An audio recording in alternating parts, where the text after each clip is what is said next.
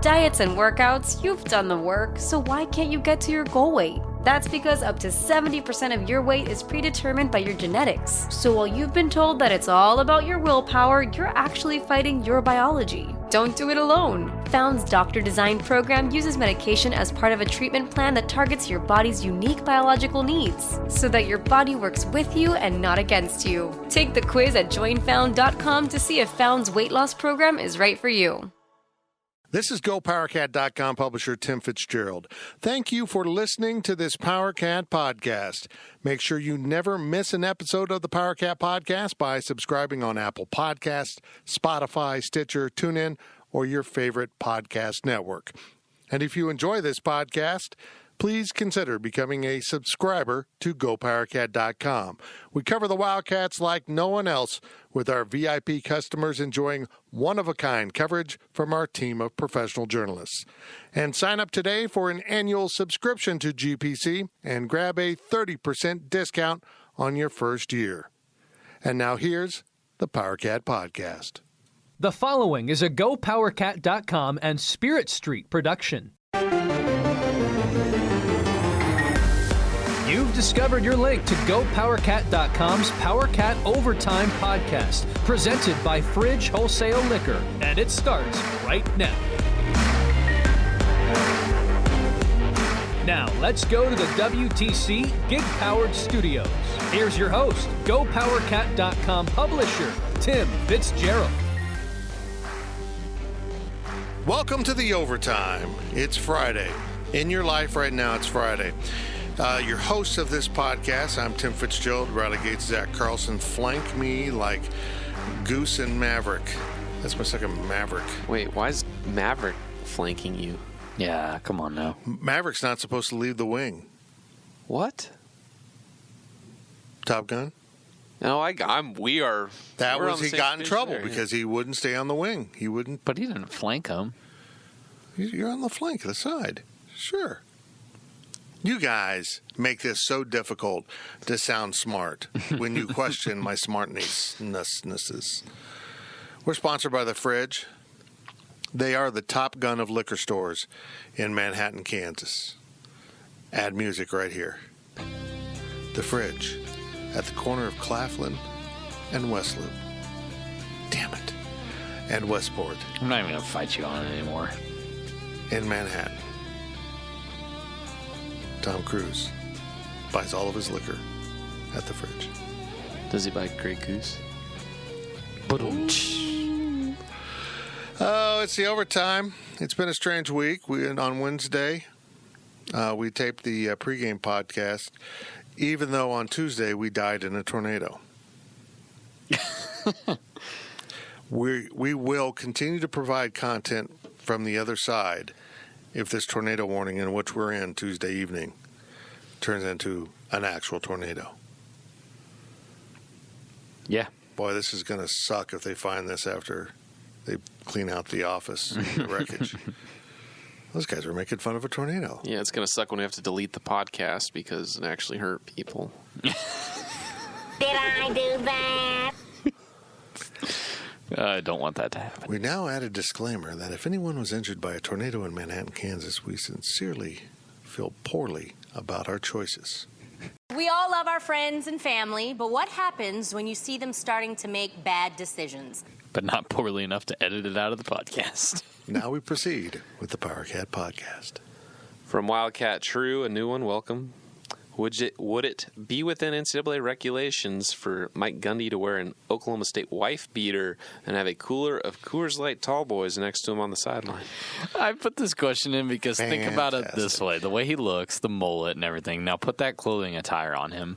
If you ever empty the bed of your pickup truck by driving backwards really fast and slamming on the brakes, you might be a redneck. Then take his attitude from the teleconference that day when the person asked him about the haircut from Boone Pickens.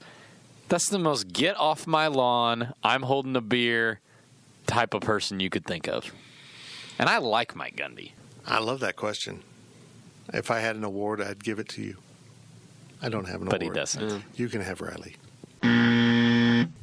I would like to disagree with that. Okay. we'll keep him. From I Like Pickles Cat, should we have any faith in Kansas basketball getting punished by the NCAA? No. Seeing as Baylor has yet to be punished for over one-third of its scholarship players raping 52-plus young women and the university suppressing reports by the victims. I mean, I could have trimmed that question down, but I just wanted to make Baylor look worse. That's a lot of rape. Even by Bill Cosby standards, that's a lot of rape. What did he say? I mean, look. Wow. My God, Baylor.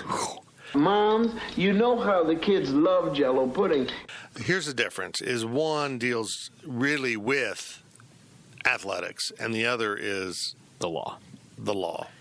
And that's where you got to... So, yes, breaking the law is bad. I feel very stupid saying that out loud. It is bad to do that.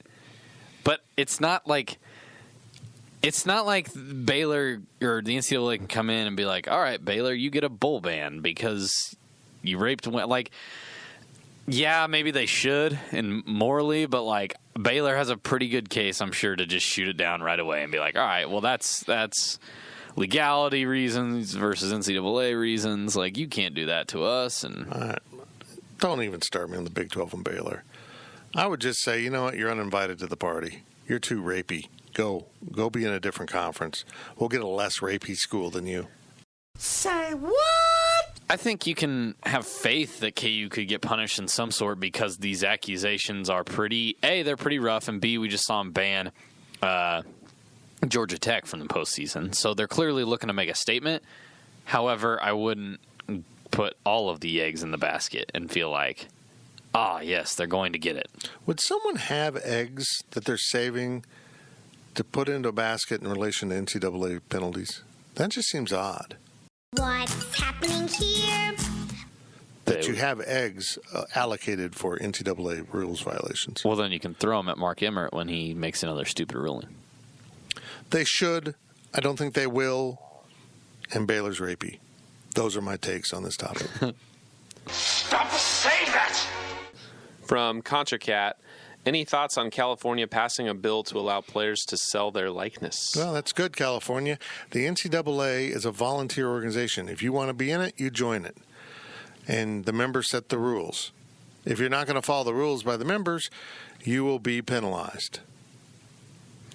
Period. If you start paying players, if you violate NCAA rules, they're entirely within their domain to penalize you. Doesn't matter what the law is. Sure, you can do it. This isn't a matter of legalities. This is a matter of, if you join the NCAA, you join and you follow their rules. If you don't like their rules, you form a coalition to change the rules. September 30th, 2019 will forever be known as the day that amateurism in college sports died. Well, if they get away with this. It's signed. It's passed. They signed the bill. Well, I know it's their bill, but they still don't. It doesn't mean the NCAA can't enforce their rules. I don't think the NCAA is going to. The NCAA needs to. I think enough states are going to follow. Well, it shouldn't be about government infliction of rules. Libertarians coming out. It should be about, if you don't like the rules, as member institutions, change the rules. That's what it should be about. But it's not the member institutions changing the law. It's the state saying, hey, you guys can't do this anymore. So now the schools are really in the middle. The schools are caught in the middle of this. You can either... Well, basically, you can quit if you don't want to pay students or the NCAA should say, we will entertain legislation at our next convention to change our rules. And if that does not pass, anyone who violates the rules will be immediately removed from the NCAA. You're up, USC and UCLA and anyone else. You're up. What are you going to do about this? At the end of the day, it's about the schools enforcing the rules. If you cheat, you turn yourself in. And if you don't turn yourself in, you get in bigger trouble. I feel like the NCAA is going to meet them in the middle somewhere based on the comment that they gave. When they said that they will make efforts to make adjustment to the NCAA name, image, and likeness rules that are both realistic in modern society and tied to higher education. Here's the there problem will with be that something. is the NCAA, the office in Indianapolis, it should still be in Kansas City, has no ability to alter the rules. They have no power to alter the rules. Only the member institutions can alter the rules. They can interpret the rules, and within the rules that they have, is there interpretation that allows this for California schools? I don't see any way. So again, if you don't like the rules, see if you can get enough schools together to change the rules. Now, here's the bigger problem with the NCAA. I think every division should have its ability to change their own rules. If you're Division 2 or 3, you shouldn't be passing rules that apply to Division 1 and so forth. I think the reason things probably wouldn't pass is 2 and 3 schools wouldn't want to change these rules, and a lot of schools at the Division 1 level would. What this might accelerate is the end of the NCAA. Enough schools might say, you know what? We agree with California. We're Ohio State. We're Clemson. We're Alabama. We're the SEC. We're the University of Kansas football, because that's a power. We're going to leave the NCAA and start up our own power football organization. You can oversee every sport except college football, and that's going to be this group right here. And we'll still schedule some of your schools. We'll play those, but the power football leagues will be their own thing. Could be the start of that. With Blue Link Plus, you can access your Hyundai Tucson Limited remotely. Doors unlocked, temperature set, lost car found. There it is. Get complimentary class-leading Blue Link Plus. Call 562-314-4603 for complete details. Who is June Carter Cash? You don't know music until you know June. Experience the artist and icon story of talent, ambition, and loyalty. She had that spark, the it. June. New documentary now streaming exclusively on Paramount Plus. Go to Paramount Plus to try it free. Terms apply. From Danny Fab 1, welcome, new one. What is your favorite food or beverage that is no longer being made? Oh, this was on the boards. Yeah, that's the question that he posted on the boards. But my answer's still the same. The Tiger Woods Gatorades. Okay. The Tiger Woods, that gold one that Wags put the picture up of, if you drank that with blue raspberry UV vodka, it was one of the greatest drinks of all time. I think you've said this before. Yeah, it was unbelievable. I don't know what it was about those combination of flavors, because I don't even know what that gold was. It was the worst one. Yeah. It was like lemon lime or I like the grape one. Alone, it wasn't that good, but when you added in that, it was so good. So yummy. I can't think of any product that is gone now that I... You can't think of one thing that is not produced anymore. No. Covered wagons, I enjoyed those. It's not a what? The Edsel. Did you eat the covered wagons and that's why they're gone? When we were on the Oregon Trail and we ran out of food, we ate the covered wagons. I don't know. I can't think of a cookie that's been discontinued. I can't think of a pop that's been discontinued.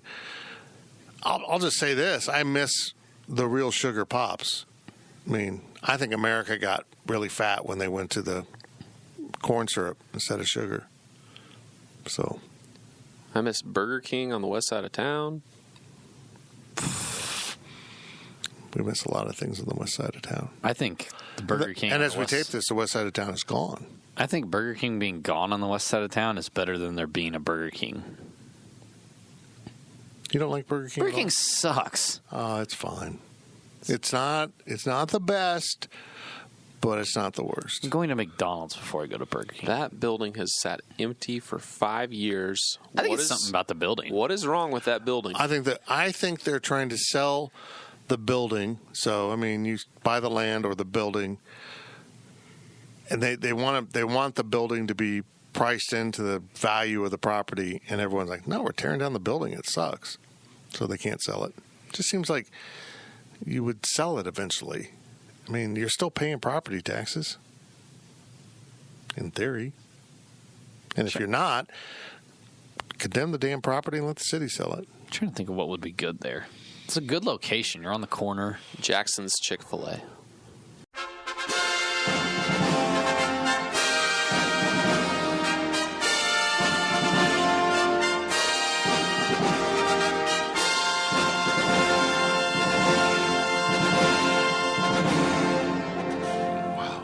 we could get a West Side He's Chick-fil-A. 12 years old. And He's going to run a Chick-fil-A one day. Think he about absolutely this. will. Think about this. If we get a Chick-fil-A on the west side of town, I come in the morning, I stop at West Side Chick-fil-A to get my breakfast.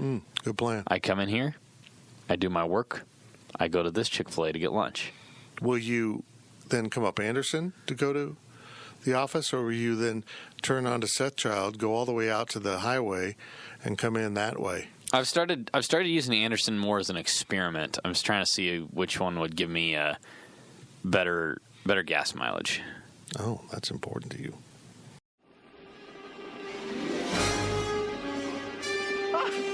What did I tell you?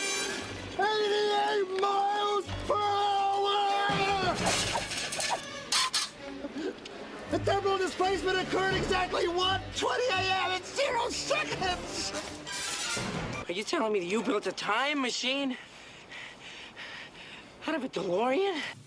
I just wanted to see, rather than gunning it up to 70. I will take anything in that building. Anything's better than nothing. White Castle. Still better than nothing. There might be a day when I feel like, I would like bad breath and an upset stomach. Well, that was another in a long series of regrettable life choices. And boy, am I hungry. Maybe I'll get a suitcase of little burgers like Zach and Riley and not finish them because I'm wussy. We got... Dude, something's happening with my body today. That was me, I thought. It was both of us then. Huh, okay. From Wildcat, what is the biggest stigma about Kansas people or K-State people that is true, but most of them don't realize? Ooh. You know, I try to think about this because I get the first look at the questions, so I get to think about things. The only one that could come to my mind was the fact there's kind of like a two-part thing. Number one, Kansans are overly nice. Honestly, sometimes it's a little annoying how nice we are. Be different. Be nice. Just smile. I promise it'll change your life. Because we'd rather let somebody stomp all over us and be rude than we would to call them out on it. I'm sorry about that. Number two, ope. Just gonna, yep. Oh, sorry. I think ope is just a national... I don't think I've ever said ope. No, I don't think anybody said ope. I do it all the time. Like, if I go into an establishment, someone's coming out, you know, a very human thing to have happen. People leave, people come in at the same time. I go, oh, my bad. I guess I've done that, maybe. I don't even do it intentionally. I don't do it, yeah. Like, I made a mistake. Ope. I don't know. I don't know the answer to this. We are too nice. Sometimes a person just needs to be flipped off. Come get a taste. Rick, where'd you get a hand grenade? I don't know.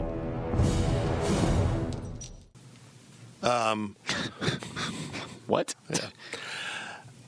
But that we think we don't have an accent because we do. Because I've heard my accent while editing this podcast. Because I don't say to. Welcome to the PowerCat podcast. Welcome to the... Tuh. We all do it.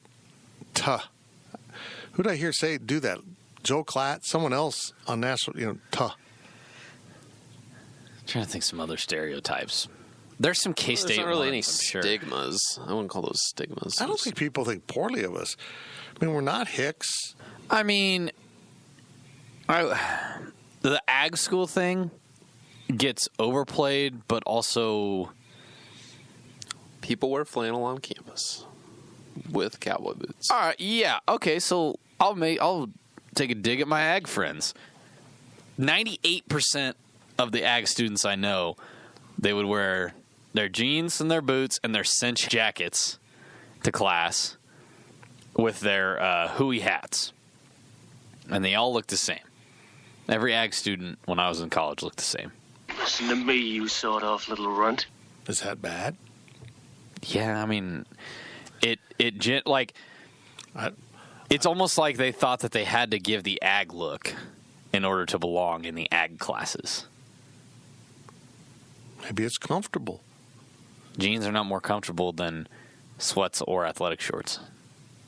It's a fact. I hate the fact that I'm sitting in these jeans right now recording this podcast. Do you want to take them off? If it was appropriate... Oh, hell no! If it was appropriate to wear sweats to a press conference, I would. Athletic shorts. People think we're a bunch of ag hicks, and you know what? If we are, I'm proud of it. Yeehaw! I don't care. Hey, go eat your food without us. Good luck. From Queso Cat, what were your thoughts regarding the Oklahoma State paddles? He did not think that they seemed very loud or distracting at all. Their loud sound system playing music while we were in the huddle was more annoying. Look, there was one time that entire game that I thought, oh, crap, those paddles are loud. And it was the very beginning as they're lining up for kickoff, and it was very in sync with the entire stadium. I don't think it's a distraction I just think it's cool. It is. Kind of sets a tone. I mean, I said it last week. It's exactly like the cowbells. Yeah, it's pretty loud before the snap, before, in the huddle or whatever. It doesn't really matter because at the end of the day, it's still pretty loud with or without sound makers. People still yell a lot, and it's still pretty tough to hear. The paddles are loud to me. Because you're right That's there. Fair. I'm right there. I don't like walking by them while they're paddling because then they have to stop because it's so narrow on the sidelines. They you're walking by and you're just kind of ducking. They're like, we won't hit you, but then you can tell that they're stopping paddling as you're walking by, and they're like, yes, you can get hit by a paddle. So it's a dangerous work environment. Normally you enjoy being paddled. What? Whoa. Do you have proof? No. Let's go to the videotape. I have no further comment on this situation. Okay. Well, ladies and gentlemen of the jury, we need people in the above entitled action. You can see I do not like being paddled. Thanks for clearing that up, Zach. Look at the look on my face right here in this video of me being paddled. I'm not enjoying it. I can't. I don't know. Just move on. Next question's from Chris66204. If you could choose one historical event in the 20th century that you could have been present at to report on, what would it be? One historical event. News, sports, doesn't say? Event. Does not say. Event. Curiosity leads to large crowds in Mobile's Crichton community, many of you bringing binoculars, camcorders, even camera phones to take pictures. To me, it look like a leprechaun to me. All I gotta do is look up in the tree. Who else seen the leprechaun and say yeah? Dewey defeats Truman. Probably the end of World War II. Man, you both are a lot more important things than I thought of. Well, I guess mine was kind of important. What's yours? The OJ trial. If it doesn't fit, you must acquit. Oh, yeah. I remember driving down I-70. It was in the phase when I was working for Purple Pride. I was based out of Salina, but still covering stuff in Manhattan. Working for the Wichita Eagle when that happened. I think that's the right time frame because I was on I-70 when I listened to the jury bring back their verdict. Is what you do. Thank you. I was totally lost. I don't know. I think it would have been the most fascinating time of the 20th century, as far as I can see, and I sort of lived through it, I just didn't realize it, was the 70s, 60s, 70s counterculture, the Vietnam War stuff. It was an amazing time. I don't like to touch on politics, but we think every moment like this is the worst time in America. That was really a dangerous time in America. Fascinating how divided the country was. If it was sports, I'd go with the George Brett Pine-Tar game. Yeah, because that was one of those, oh my God, what did he just do? Oh. I like how you pick moments that I lived through. Disco Demolition. What's that? I don't know what that is. You don't know? What, Demolition Derby? No, but it was a doubleheader at the Chicago White Sox. It was a promotion. It was like the end of the disco era or whatever. And they said, bring your disco albums, your records. They put them out on the field between games, and they exploded the disco, but it created such a riot that they canceled the second game. And it was one of the last times, if not the last time, that a Major League Baseball team forfeited a game. It was the worst promotion in the history of the world. This is Belbeck. Please clear the park, or we'll have to call up the game and close the park. I saw people steal home plate, dig up home plate. They dug up home plate. I saw a lot of people running the bases, having simulated baseball games, which was kind of cool. They were ripping the field apart. Kids jumping up and down on the tarp. I'm pretty sure that I saw two people having sex behind third base. Wow. I learned something new today. There we go. That's it for the Power Cat podcast. We're done. We're not. We're not done. Bo, we're not done. Hey, turn it back on. Don't worry, the music hasn't started. People haven't tuned out yet. Yeah, I don't know. I mean, that or 10-cent beer night, another bad event. Cleveland Indians, 10-cent beers. I have heard about that. That was the woman who flashed the crowd with her shirt up, and then the guys who read across the field, father and son team. And they dropped their drawers and mooned the crowd. A woman had come out to try to kiss Nestor Shylock, the umpire. I remember one guy jumping out of the third base stands with his clothes in his hands. I'll never forget, he tried to get over the fence, and he had no 2 black socks, and when he came down, the cop had one sock in his hand and the other sock was on the guy's foot. That's an interesting question.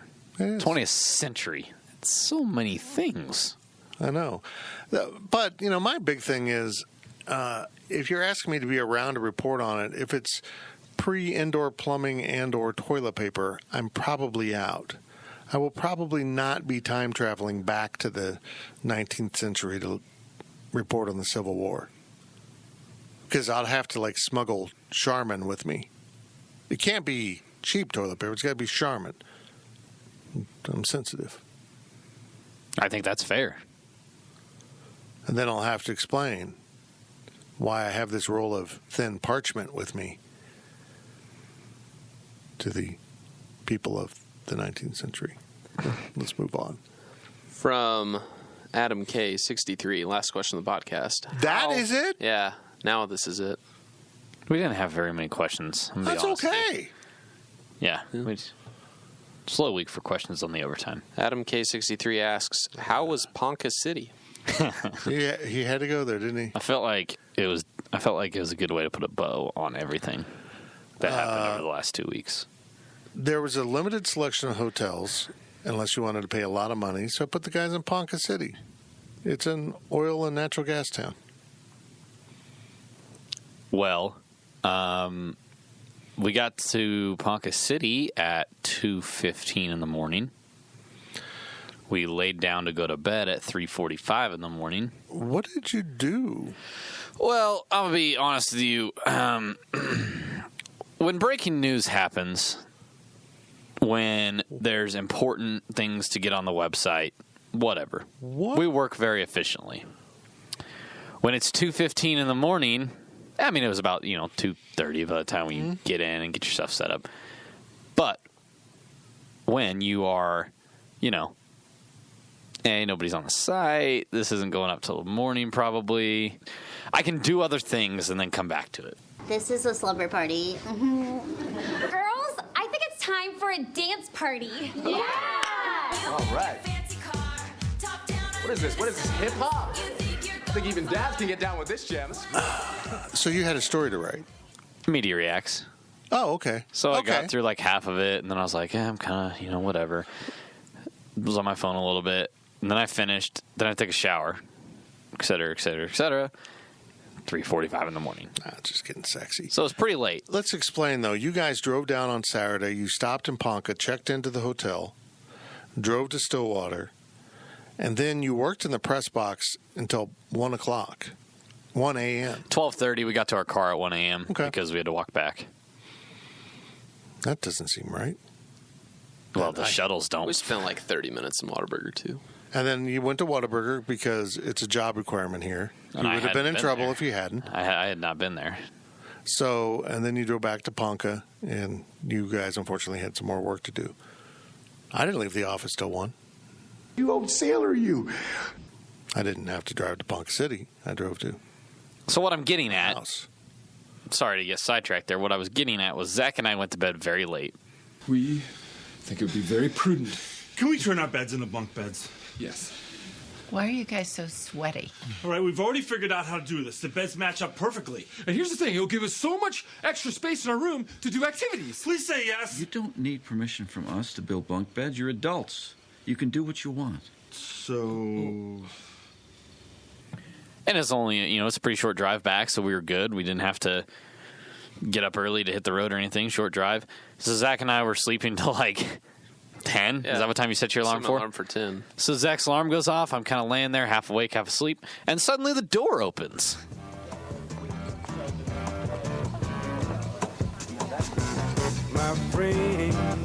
Hello.